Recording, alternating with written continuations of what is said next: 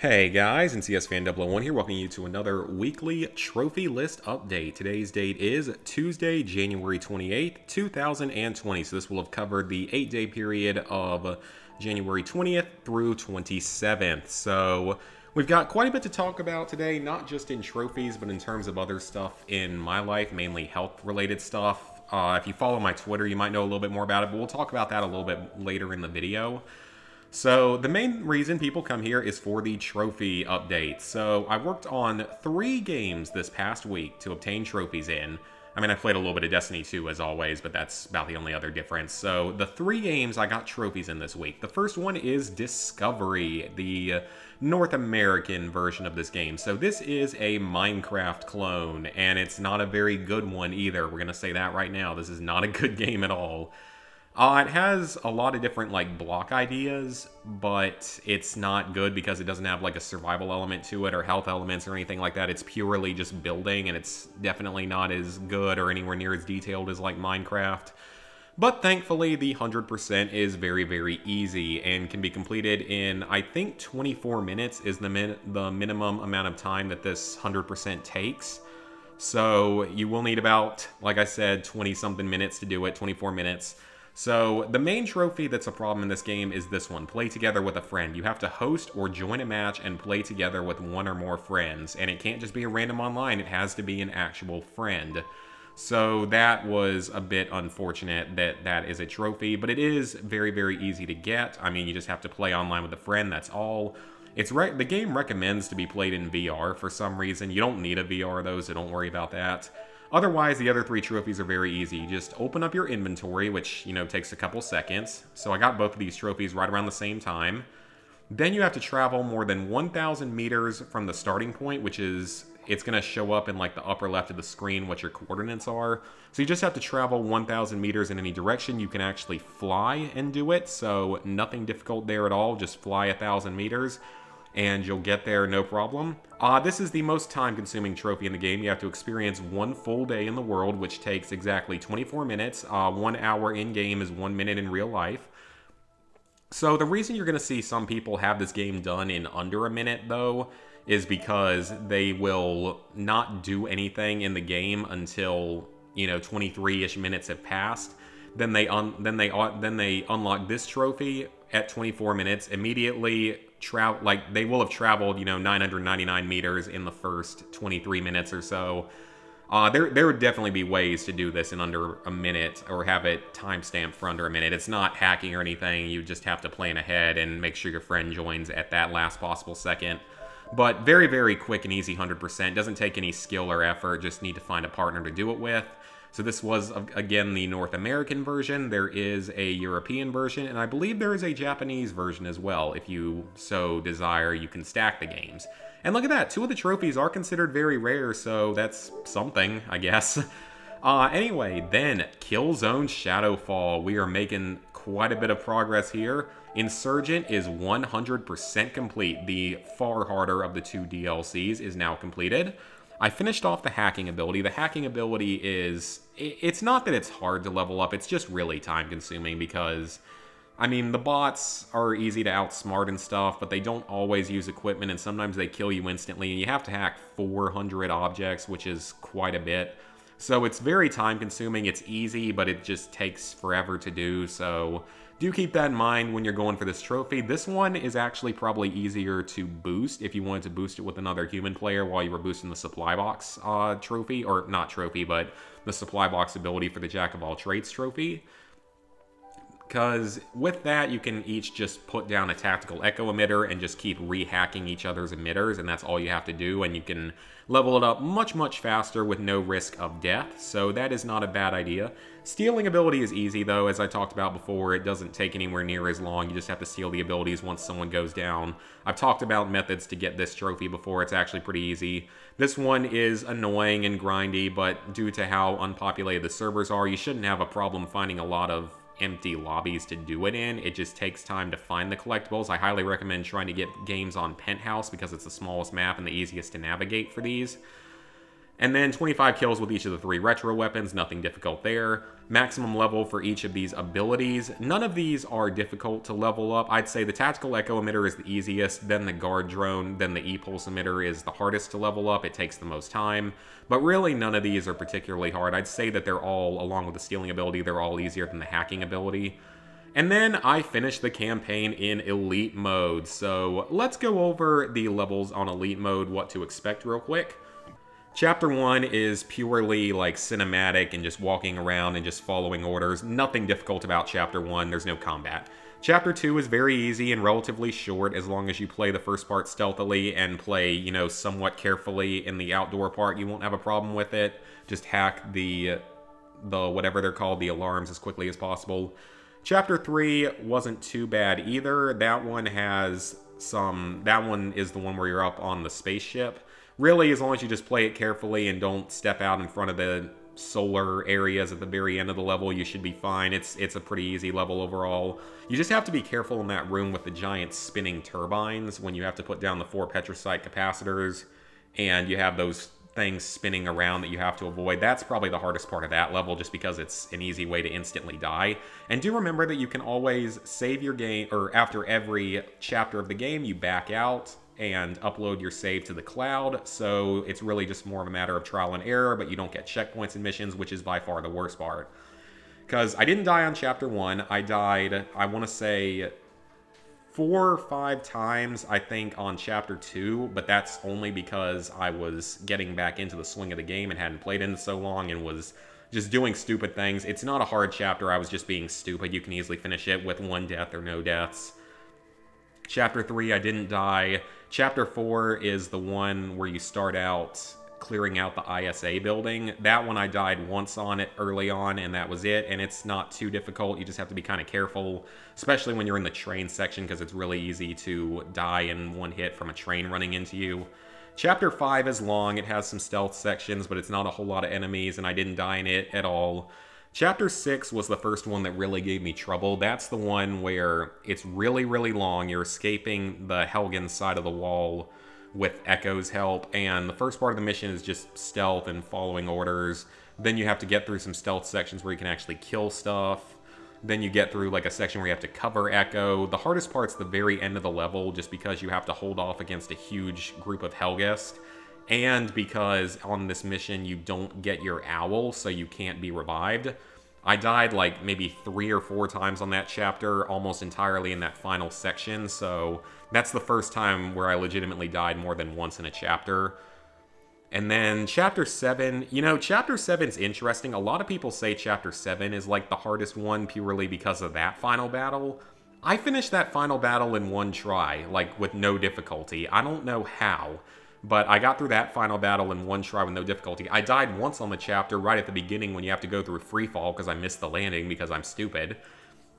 So I would suggest for the final battle of Chapter 7, pop a shield and use the P and V to pick stuff off. You want to focus on the blue guys, like the blue shield guys, and the guys with the miniguns.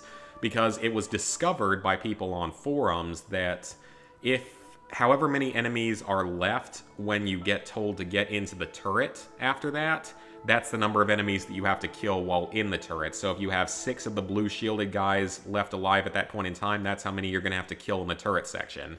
So that would have been helpful to know, but maybe I just got really lucky and got through it in 1 try. I don't know, but at least it was done.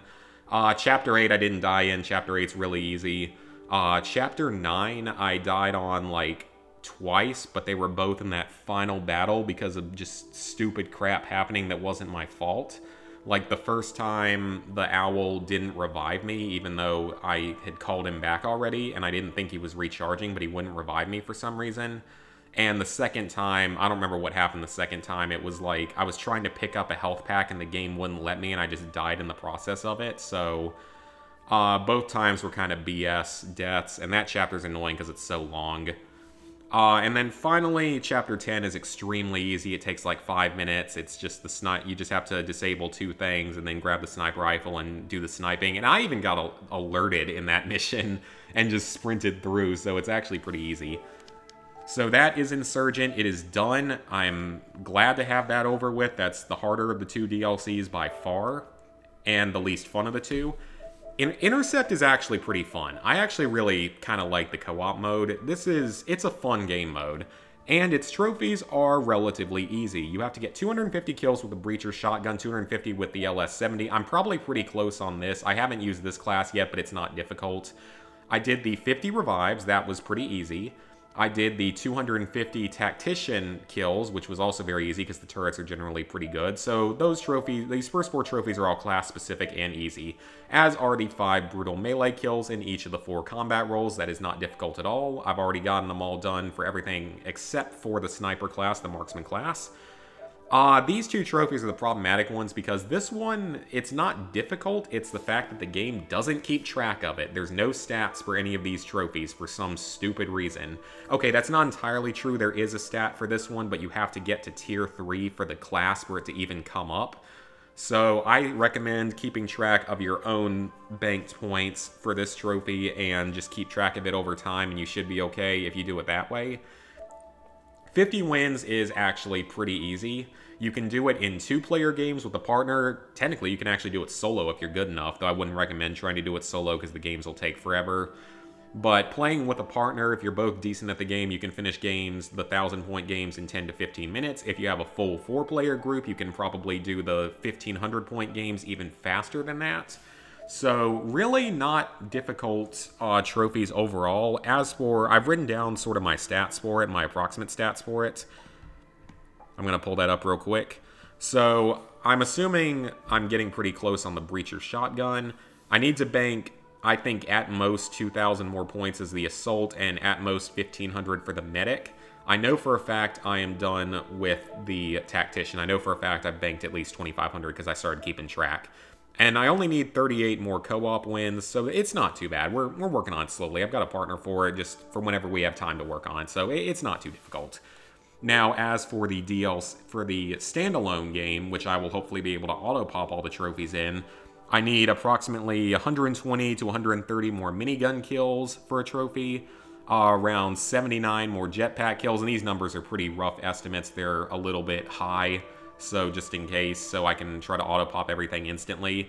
I only need to kill 4 more bosses, though, because if you play solo and just stay alive for a while, just sort of messing around, banking points, and playing slowly, you can get bosses and air support drones to spawn pretty often, like at least once per game for the bosses.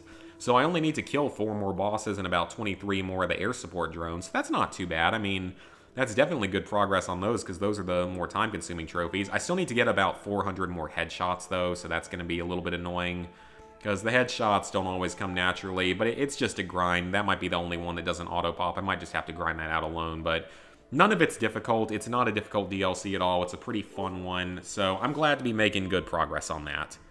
And finally, I finally got to go back and play some of the Outer Worlds. I actually played it on stream and made progress on a few trophies. I killed a mega creature on the asteroid that you can go to, or the moon, whatever it was. I can't remember if it was an asteroid or a moon, but I got that trophy pretty easily. That one's not difficult at all. Still loving this game, just haven't had as much time to play it as I would have liked. Because, I mean, I didn't even bring my PS4 home this past weekend. 75% or higher positive reputation with 3 factions. That was pretty easy. That came naturally during this playthrough. I'm assuming that this one's probably not that hard. You could probably just go mass murder a settlement and just make a save before it and just do that a few times and probably do it easily. I've gotten the Flaw as well. And then otherwise, I'm like level 16 or so, so I'm over halfway through that in terms of the actual level number. That's not going to be a problem. I have now also recruited all the companions, all 6 of them. That's pretty easy. I think that most of them are pretty much story-related and pretty tough to miss. So thankfully, I got that done. I just have to do all the companion quests. I need to look at those and see which ones I still need to do, though. Then you have Stellar Bay, which is a story-related trophy that I have earned. And nope, that's not it. I got this trophy, which is the first, I think, missable trophy that I've earned so far. It's pretty easy. You just have to go find this recipe and give it back to this guy. I did that on stream. It was pretty easy. And then all the other trophies are story-related or side quest-related. There are a good number of missable trophies, though, so you do have to be a little bit careful while playing through this game. You want to have a few extra saves here and there just so you don't miss anything. But it's not a hard platinum overall, especially since there are ways to speedrun the Supernova difficulty. So it's not a difficult platinum overall. It's a very fun game. I think it's considered like a 4 out of 10, maybe a 5 out of 10, like 4 to 5 out of 10 really. So it's a fun game though. I'm loving it, and I'm going to continue working on it. It is a little time consuming though, 40 to 60 hours depending on your skill and how much you're focusing on following a guide for it and stuff like that. So, with that, level 71, 7%, 17,596 total trophies, 415 platinums, 2,370 golds, 4,572 silvers, 10,239 bronzes. What am I going to work on this week? I want to continue working on the Outer Worlds and Killzone Shadowfall are my two main focuses this coming week. Otherwise, I gotta do a couple of easy platinums this week just to start rebuilding my stash of videos because I'm running out of videos at the moment, surprisingly. I mean, I only have like maybe 4 more platinum videos ready, plus some like cooking videos and other stuff like that. So we're going to work on those over time. I just got to do a few more easy platinums and get that rebuilt a little bit because it's been a while since I've done one. So that's the other thing I wanted to segue into is sort of what's going on with my health. For the last couple weeks, I've been getting really bad like nausea and motion sickness whenever I am playing a video game or even just watching YouTube videos or scrolling through on my phone. It makes everything in life more difficult, unfortunately, so it has not been fun. It has made me a lot less willing to game at night, even though it tends to get better by nighttime. So that's been causing some problems, and that's part of the reason I haven't been playing much. I did go to the doctor, and he gave me some different meds, including a nausea med that I can take some, but I'm trying to get to the root of the problem, and we think it's sinus related, which is surprising that can actually like cause so many problems. But I've heard of people getting hospitalized for their sinuses having problems, so it's certainly not out of the realm of possibility. So I'm taking some various medications, but for the next like week or so, the streaming schedule is probably going to be pretty erratic because I don't really have as much energy, and I don't know how long I can just sit and stare at the screen for a few hours straight. I think I'm going to be okay with drunk streaming because that doesn't, like, if I'm inebriated, that doesn't seem to aggravate the nausea, which is really, really weird that like, acts against the nausea for some reason. Or at least it does while I'm playing at that point in time, so I should be able to do drunk stream no problem. But, like, normal playing, like, Wednesday stream, I think I'm still probably going to try to stream on either Wednesday or Thursday, but it's going to be a pretty short stream, like maybe an hour, as I work on getting my energy back up and making sure I can tolerate everything. So if you don't see me gaming much, if you don't see me streaming much for the next week or two, that's going to be the reason why. Until I can get all this crap under control. It's so annoying. Like, it's an annoying symptom. And it's not the only thing, like, not the only symptom I've had, but it's definitely the most annoying one, because I hate the idea of nausea and motion sickness. It probably didn't help that I went to go see 1917 this weekend, although I was actually doing okay on Sunday when I went to go see it, and that was an awesome movie, by the way. Would highly, highly recommend going to see it. Definitely the best movie I've seen in probably a couple years, actually. But anyway, like I said, I'm going to continue working on Killzone Shadowfall and the Outer Worlds, as well as do a couple of easy platinum games. The good thing about those is that some of those games are very quick, so I can get through them without having to worry too much, and then the videos are short, so I only have to talk for a few minutes. So that won't be much of a problem. I've got a number of, sub-1 hour platinums that I can do and just rebuild that stock just a little bit while I'm working on some of these longer games. Otherwise, though, I know that for February I had slated that I wanted to start working on Resident Evil 6, and I may still be able to do that. We'll have to see, but again, it kind of depends on where my health's sitting at as to how much I can even play and stand to boost that. I mean, I know that Resident Evil 6 isn't the hardest thing in the world to boost, obviously. And then after that, Red Dead, and then go back to Black Ops 2. With Black Ops 2, I don't know if I'm actually going to 100%, and I'm really going to try, though, because I know it's a little harder to 100% than Black Ops 1. Like, the first 2 DLCs are relatively easy. I'm only missing 3 trophies from the first 2 DLCs, and that's not going to be a problem. Buried, I'm worried about, because I know that Easter egg is hard.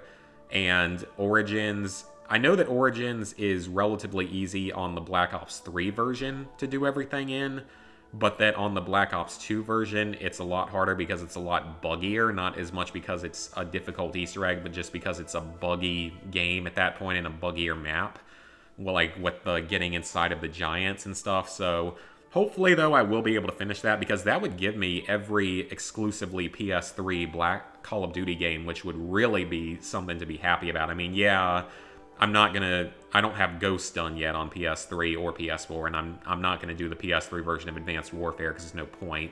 And I'm sure as hell not gonna do the PS3 version of Black Ops 3 because that would be awful.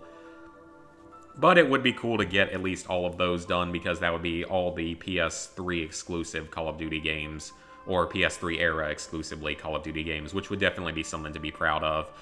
And then I've already actually talked to a couple people, hopefully for Battlefield 3, like later on in the year. I'm going to boost that more during the summer, though, because that's when more people are going to be online, because you need 4 people to start a lobby for that game. Now, I have myself and my alt account, so I only need 2 other people, but it's going to be easier to boost at that point in time, and I may actually move Red Dead 1 around a little bit for that same reason. But yeah, we will see about all that. Like I said, I want to focus on getting my health back up to normal. Yeah, and that's really just the main thing, just focusing on that. So I'll play when I have time and when I feel like it. Streams will be a little more erratic, but I'll try to get like hour-long streams in a couple times a week if I can. So hope you guys enjoyed this video and look forward to whatever is coming out this coming week.